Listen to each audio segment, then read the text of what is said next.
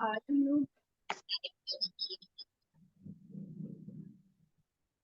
हम लोग इंशाल्लाह कुरान शरीफ के बारे में पढ़ेंगे। कुरान शरीफ के बारे में आज हम लोग कुछ ज़रूरी ज़रूरी बातें जानेंगे हम लोग। तो कुरान शरीफ क्या है? तो कुरान शरीफ जो है वो अल्लाह ताला के अजीम एहसानात में से एक अहम एहसान है। अल्लाह ताला के हम पर बहुत है, अरबों खरबों एहसान है, हम गिन भी नहीं सकते, इतने सारे अल्लाह ताला के हम पर एहसानात हैं। उसमें से बहुत अजीम एहसान अल्लाह ताला का ये है कि अल्लाह ताला ने हमें कुरान शरीफ दिया। अल्लाह ताला ने हमें कुरान शरीफ अता किया। अल्लाह ताला ने कुरान शरीफ नाजिल फरमाया हुजूर सल्लल्लाहु अलैहि वसल्लम पर हजरत जिब्राइल अलैहिस्सलाम के जरिए से। हजरत जिब्राइल अलैहिस्सलाम कौन है? हजरत जिब्राइल अलैहिस्सलाम अल्लाह ताला के मुकर्रब फरिश्ते हैं, अल्लाह ताला के खास फरिश्ते हैं। अल्लाह ताला ने इनको चुना कुरान शरीफ को नाजिल करने के लिए, जो हमारे आखिरी पैगंबर मोहम्मद सल्लल्लाहु अलैहि वसल्लम पर कुरान शरीफ नाजिल किया गया। तो यहाँ पर एक बात है, कुरान शरीफ क्यों नाजिल की गई? तो कुरान शरीफ जो है वो इंसानों और जिन्नात की हिदायत और रहनुमाई के लिए नाजिल की गई है। यहाँ पर ये बात ध्यान देने की है कि मैं ये कह रही हूँ कि कुरान जो है वो इंसानों और जिन्नात के हिदायत के लिए और रहनुमाई के लिए नाजिल की गई है।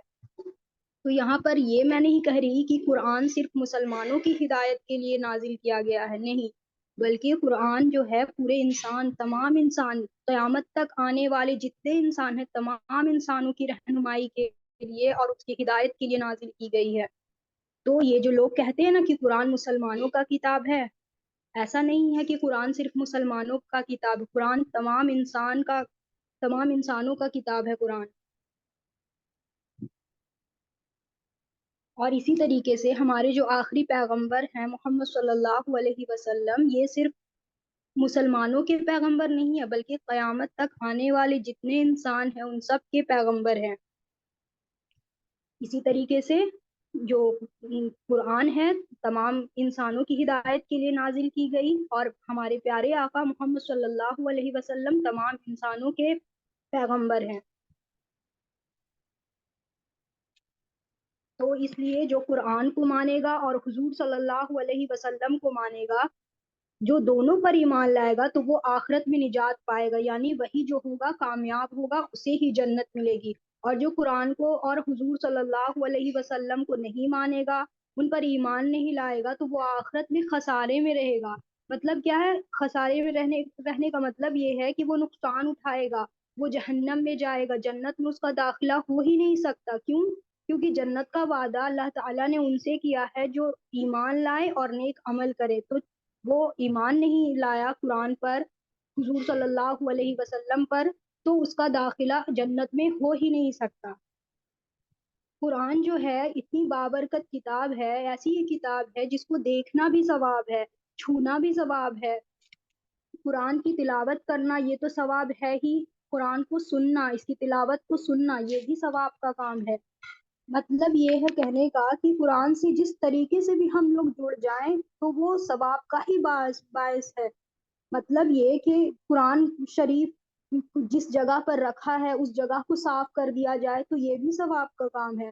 कुरान शरीफ के कवर को साफ किया जाए, उसको धोया जाए, तो ये भी सवाब का काम है। इस पर अमल करना, दूसरों को बताना, ये सब जिस तरीके से भी हम लोग कुरान से जुड़े, ये सब जो है सवाब का जरिया है। कुरान पाक दुनिया और आखिरत की कामयाबी का जरिया है। कुरान के बगैर आखिरत में तो निजात मिलेगी ही नहीं, जब तक कोई ईमान कुरान पर नहीं लाएगा। कुरान की तिलावत जिस तरीके से इसका हक है उस तरीके से करना, तिलावत करना जरूरी है।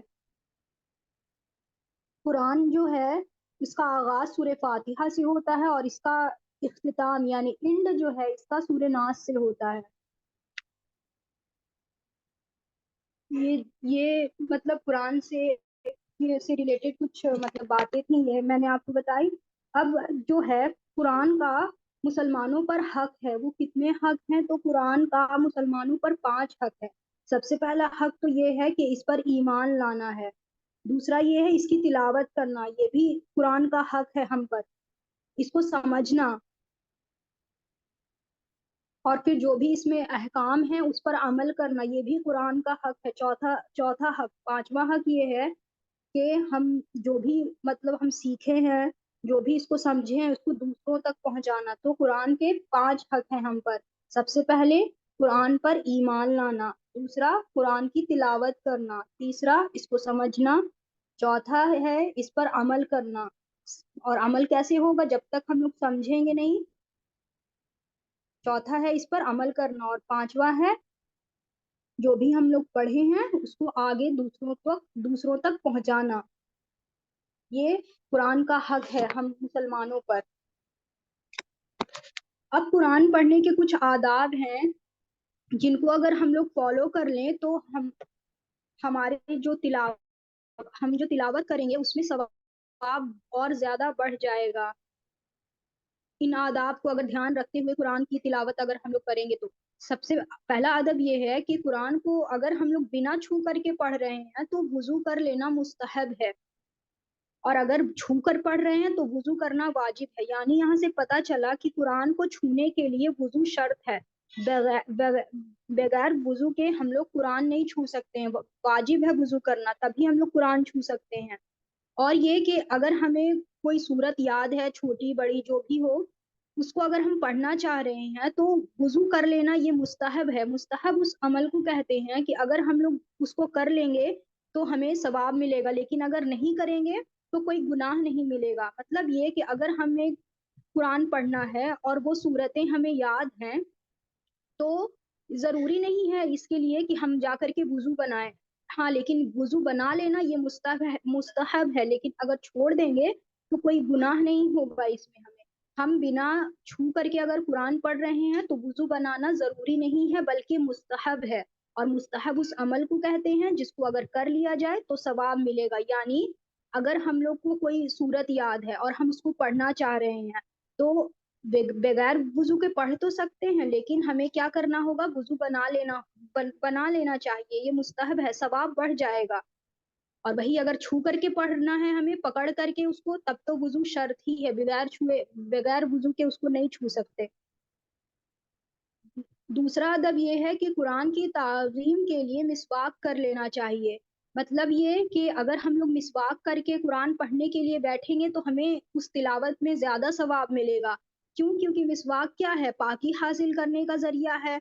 और जाहिर सी बात है जितना पाक साफ हो करके हम लोग अल्लाह के कलाम को पढ़ने के लिए बैठेंगे तो जाहिर सी बात है ना, ज्यादा सवाब मिलेगा। तो इसलिए ये अदब है, कुरान पढ़ने से पहले जब वुजू बनाए तो मिसवाक भी कर लेना चाहिए उसमें हम लोग को, तो उस तिलावत पर फिर ज्यादा सवाब मिलेगा इंशाअल्लाह। फिर है और अदब अगला कि पाक और साफ जगह पे बैठ कर के तिलावत करना चाहिए। ऐसे तो मतलब घर में एक एरिया ऐसा होना चाहिए कि मस्जिद जैसा, हमें वहीं कुरान वगैरह नमाज वगैरह पढ़नी चाहिए।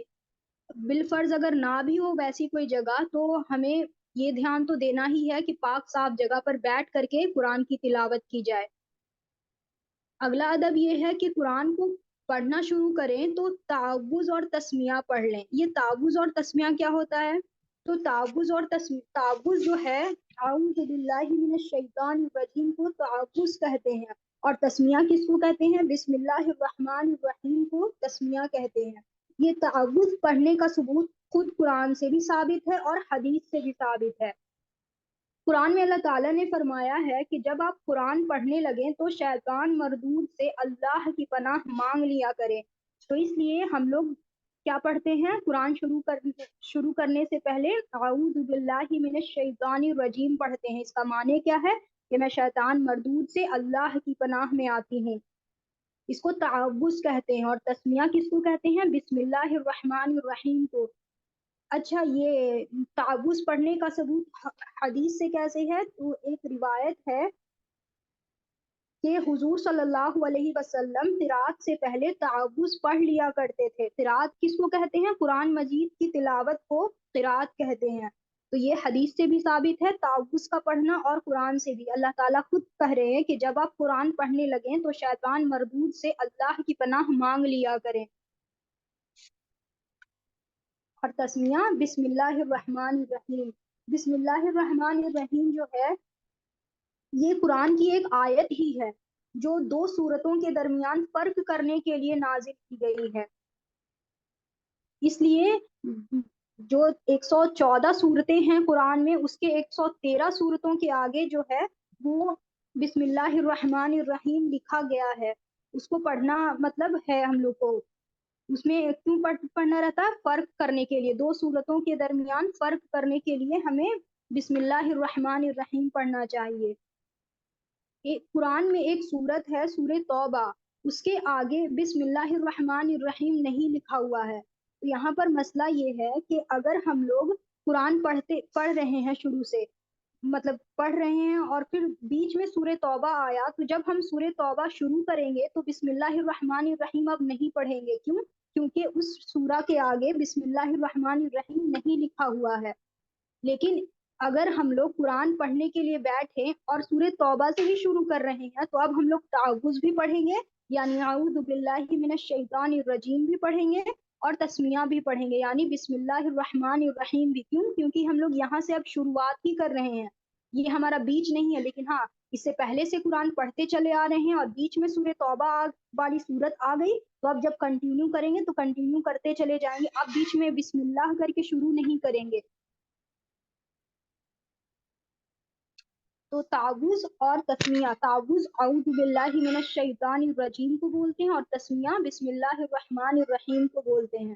یہاں پر ایک اور مسئلہ ہے کہ اگر ہم لوگ قرآن پڑھ رہے ہیں اور بیچ میں ہمیں کوئی آواز لگا دے یا پھر ہمیں ہی مطلب کوئی کام یاد آ جائے جو ہمیں دوسروں کو وہ بتانا ہے اور وہ ضروری ہے بات، تو اس کا یہ ہے کہ اگر پڑھتے پڑھتے بات کرنے کی ضرورت پیش آ گئی تو کیا کریں؟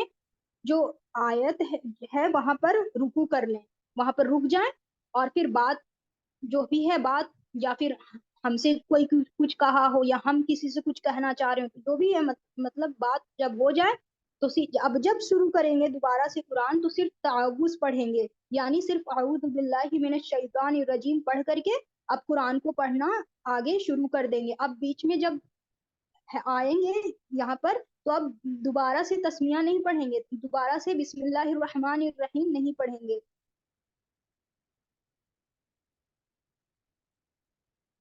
یہ بات آپ لوگ کو سمجھ میں آ گئی ہے؟ کوئی ایک بول دیجئے انمیوٹ کر کے.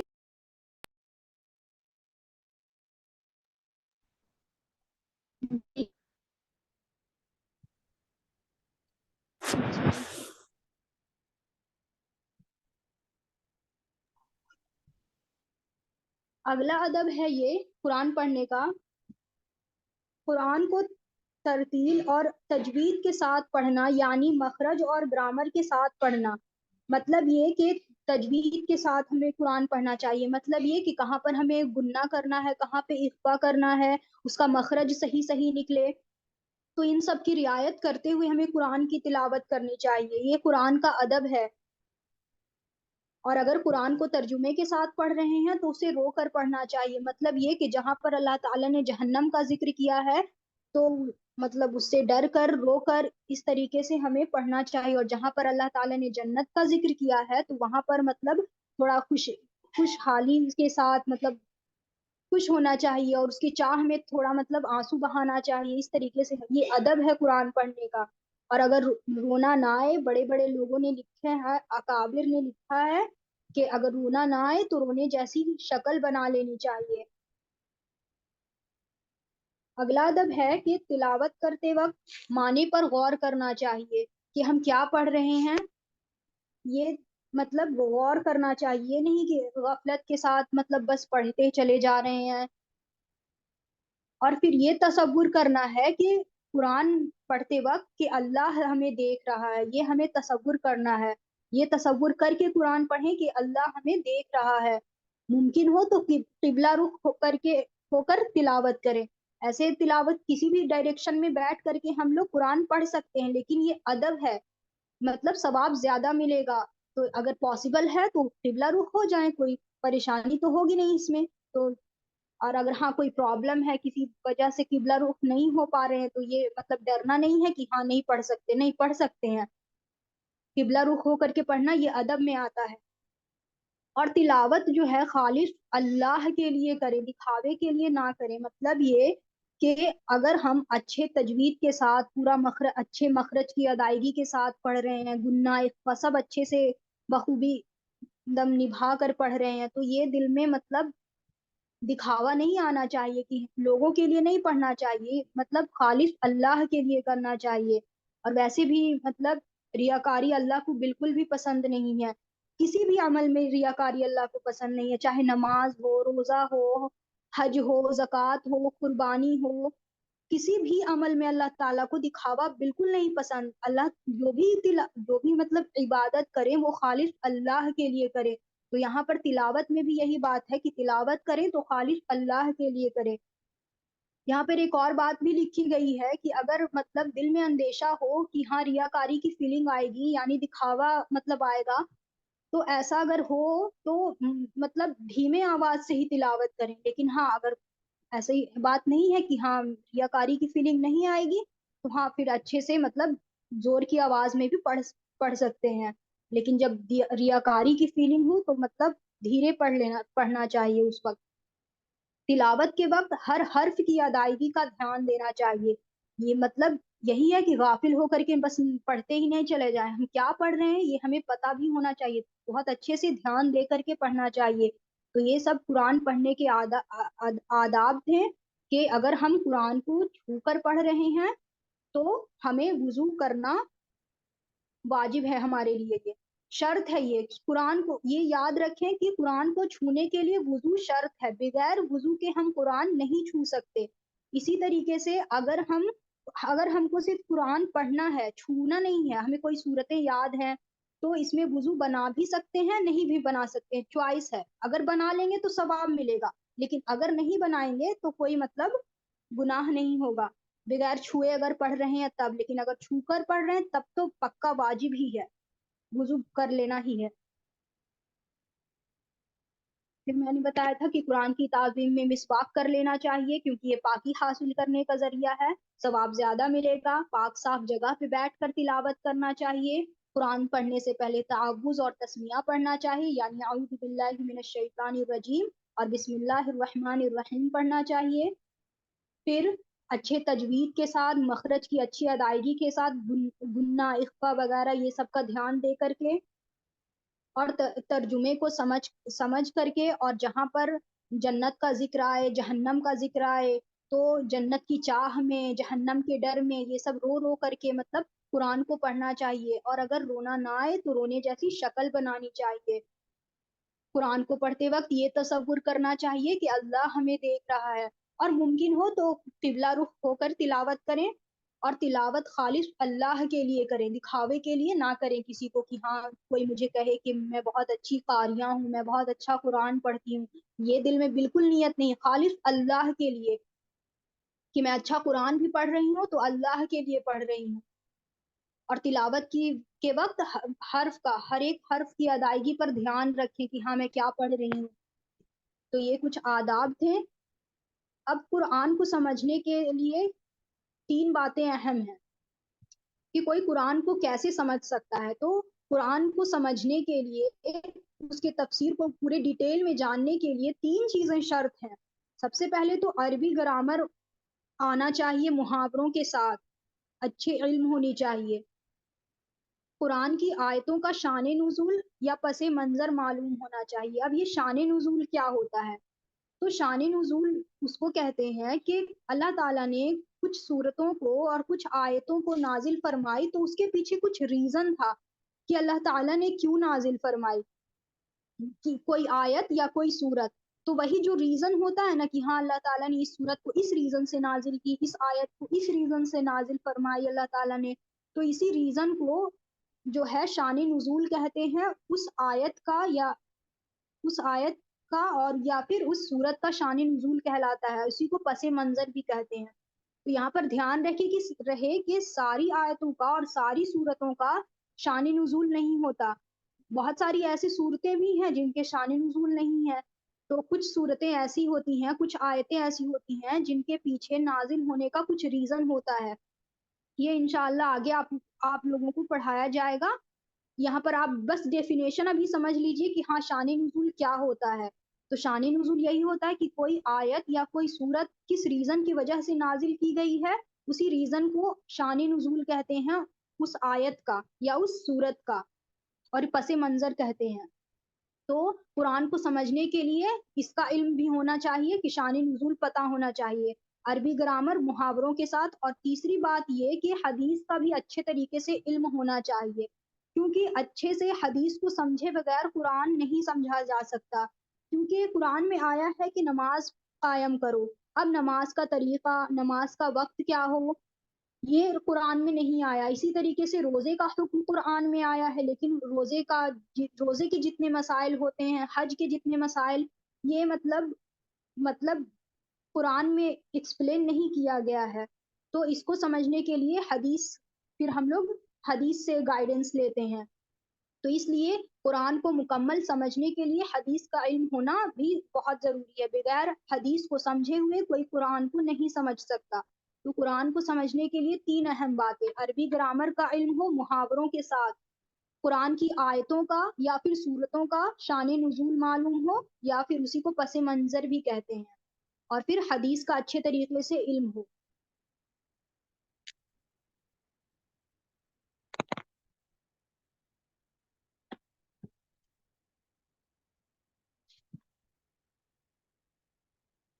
अब हम लोग देखेंगे अब हम लोग देखेंगे कि अल्लाह ताला ने इंसानों और जिन्नात को पैदा फरमाया, और उनको इल्म हासिल करने के लिए अल्लाह ताला ने 3 चीजें दी। अल्लाह ताला ने इंसानों को और जिन्नात को पैदा फरमाया, और हम लोग को डायरेक्ट इल्म दे करके तो नहीं भेजा गया है, हम लोग को इल्म हासिल करना पड़ता है। तो इल्म हासिल करने के लिए अल्लाह ताला ने 3 चीजें हमें अता फरमाई हैं। पहली है हवा पहली चीज है हवासे खमसा।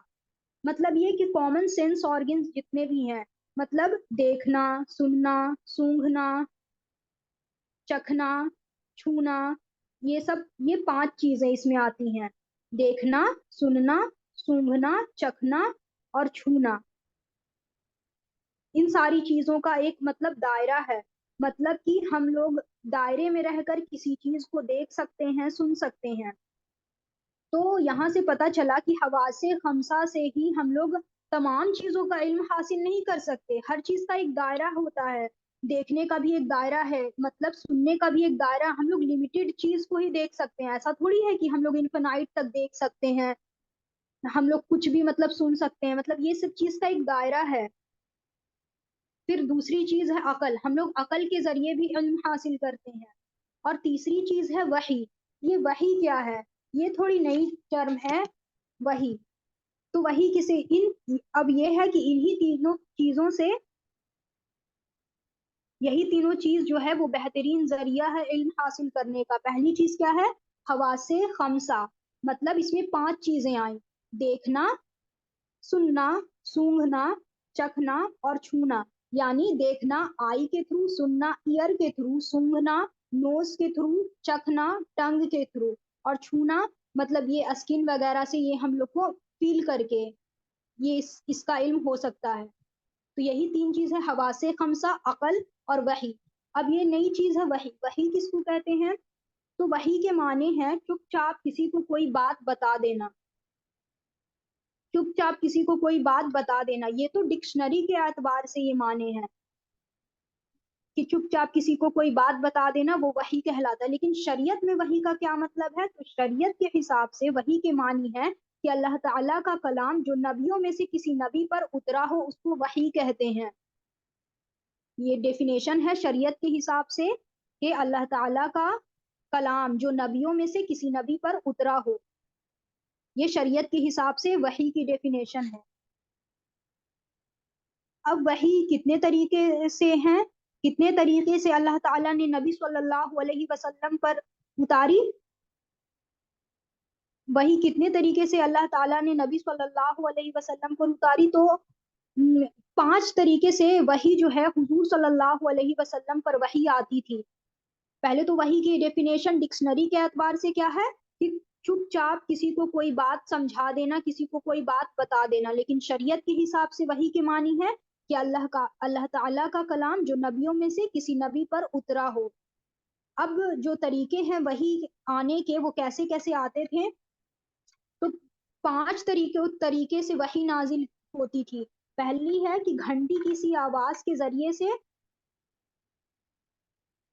گھنٹی کسی آواز آتی تھی، اس طریقے سے بھی مطلب وحی حضور صلی اللہ علیہ وسلم پر آتی تھی۔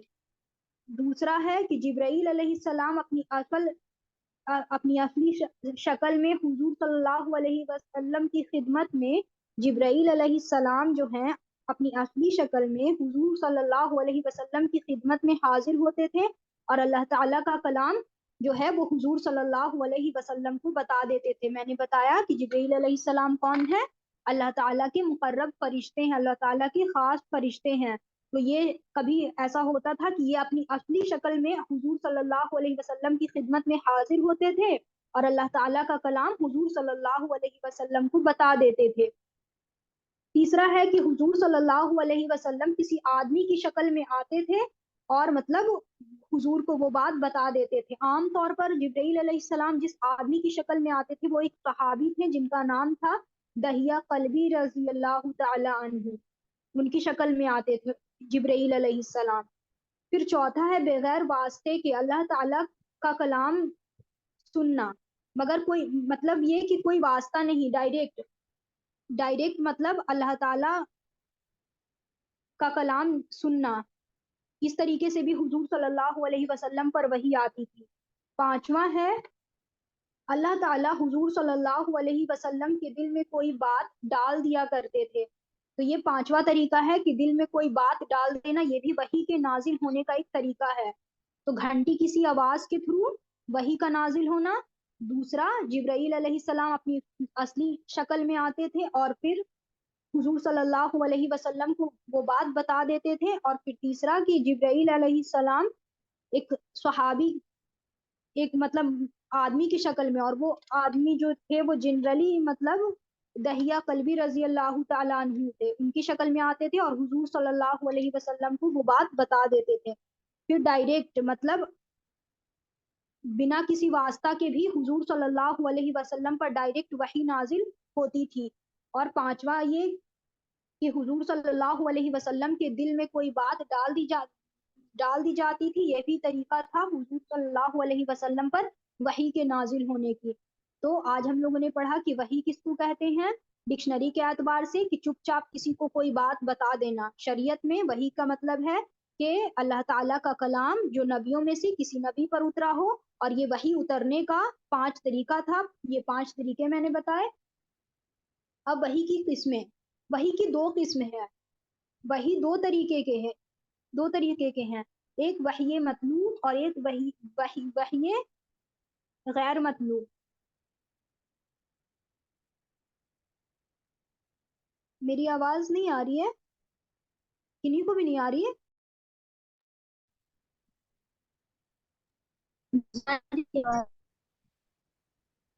جی، تو وحی مطلوب کس کو کہتے ہیں؟ تو اس وحی کو کہتے ہیں جس کی تلاوت نماز میں کی جا سکتی ہے، یعنی کہ قرآن مجید، ہم لوگ قرآن مجید تو پڑھتے ہیں نماز میں، تو اس وحی کو کہتے ہیں وحی مطلوب جس کی ہم لوگ تلاوت نماز میں کرتے ہیں۔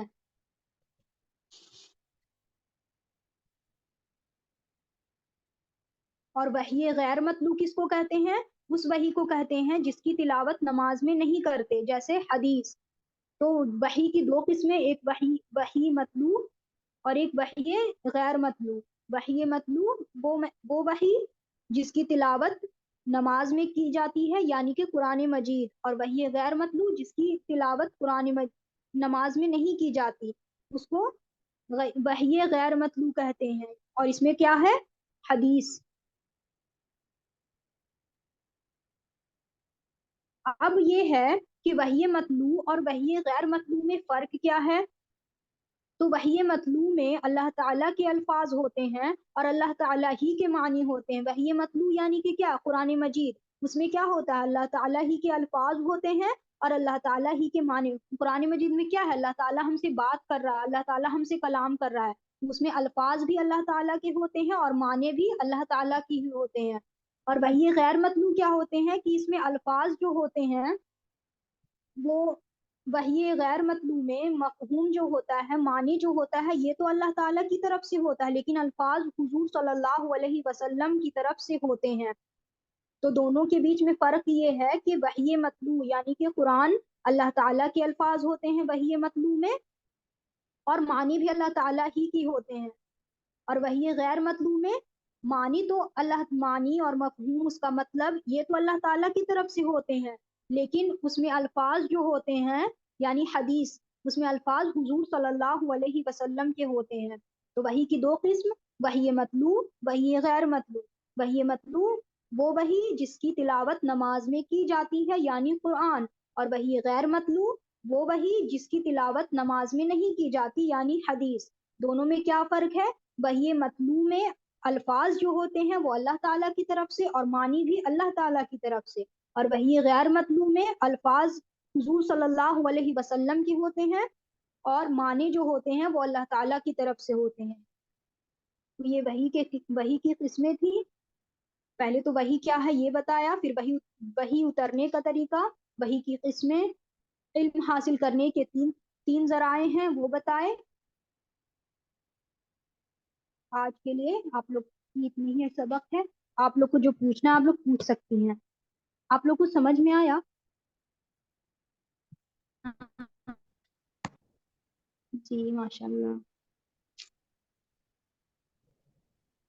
میں کچھ پوچھوں آپ سب سے؟ تعوذ کسے کہتے ہیں؟ کوئی بھی ایک بتا دیں.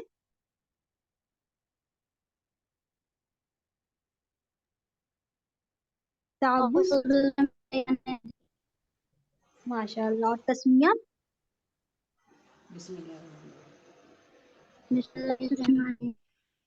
جی ماشاء اللہ. اچھا، قرآن کو قبلہ رخ ہو کر کے بیٹھ کر پڑھنا ضروری ہے؟ اگر یا کسی اور رخ ہو کر کے بیٹھ کر پڑھیں گے تو تلاوت ہماری مانی جائے گی؟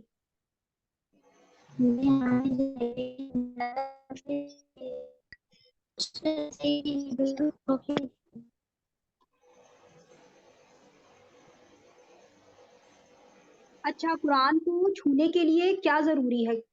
قرآن کو چھونے کے لیے شرط کیا ہے؟ بغیر وضو کے چھو سکتے ہیں قرآن کو؟ وضو کر کے.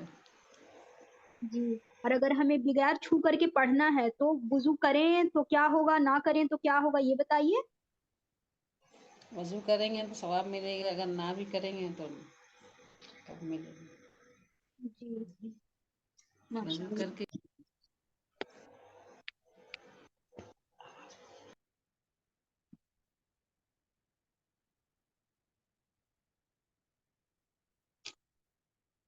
قرآن کے ہم پر کتنے حق ہیں؟